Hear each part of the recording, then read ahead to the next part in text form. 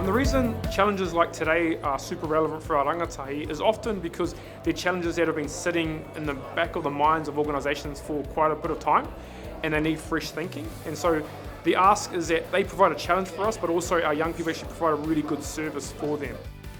Innovate Group are really excited to work with Marlborough's rangatahi today and share our excitement for innovation and technology. So we're hoping from today that we're going to get to meet and interact with some of our future solution providers. It is also my privilege to answer their questions and explain it to them what robotics can do with the actual recycling of waste management. They can create a passion in this because this is the technology of the future. I get so inspired by the kids and what they come up with because it's just putting a whole new lens on what we're doing and really giving us a new way to look at things, and especially as we're growing and changing so fast. It's good to take that time to step back and really think, okay, yes, this makes sense for us now, but what about in the future, and what are the kids seeing and what do they want? Because their voice really matters.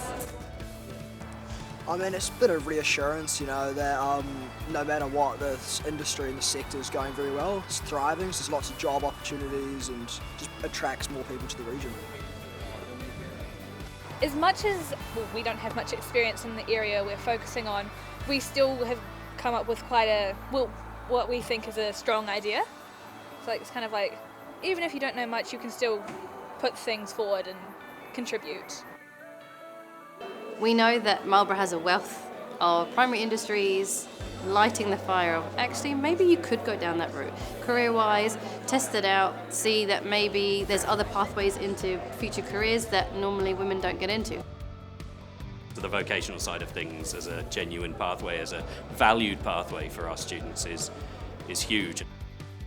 Is seeing industry come on board and want to really be part of education. I think it's really important. It takes a village. It's not just the school's responsibility, it's the community and industry working together. So I really like to thank Indivin, Sanfords and Autoline for coming on and being part of this day. It's just fantastic.